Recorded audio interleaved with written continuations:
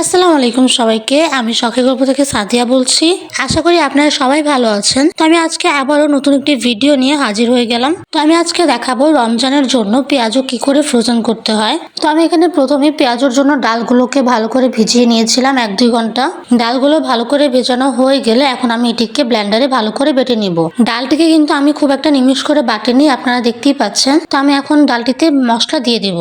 তো আমি এখানে প্রথমে দিয়ে দিলাম আদা বাটা, তারপর দিয়ে দিলাম রসুন বাটা, তারপর দিয়ে দিব জিরা গুঁড়া, দিয়ে দিলাম ধনিয়া গুঁড়া, তারপর দিয়ে দিব হলুদের গুঁড়া, তারপর দিয়ে দিব মরিচের গুঁড়া, তারপর দিয়ে দিব পরিমাণ মতো লবণ, তারপর দিয়ে দিব 1 মুঠো পেঁয়াজ কুচি, তারপর দিয়ে দিব কাঁচামরিচ কুচি, তারপর দিয়ে দিব ধনিয়া পাতা কুচি। এখন আমরা এটিকে ভালো করে মেখে নিব।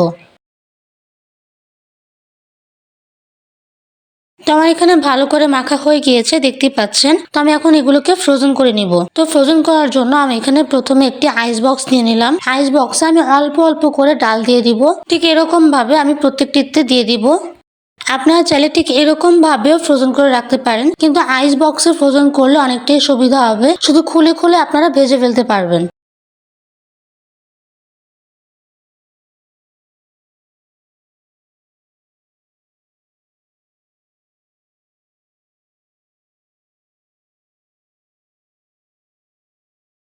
তো এই তো দেখতেই পাচ্ছেন আমার আইস বক্সে আর ট্রেতে ডালগুলো রাখা হয়ে গিয়েছে। আমি এখন এগুলোকে ডিপ ফ্রিজে রেখে দিব।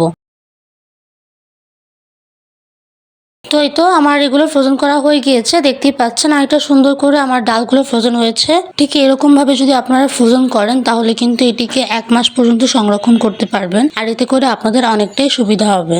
আপনারা কিন্তু এই ফ্রোজেনের পদ্ধতিটি ট্রাই করতে পারেন। আশা করি আপনাদের অনেকটাই সুবিধা হবে। তো এই তো আজকের ভিডিওটি এই পর্যন্তই। আশা করি আপনাদের এই ভিডিওটি ভালো লাগবে। আর ঠিক এরকম নতুন নতুন ভিডিও পেতে আমার চ্যানেলটি লাইক শেয়ার সাবস্ক্রাইব করবেন আর আমার পাশে থাকবেন। আর আপনারা সুস্থ থাকবেন, ভালো থাকবেন। আল্লাহ হাফিজ সবাইকে।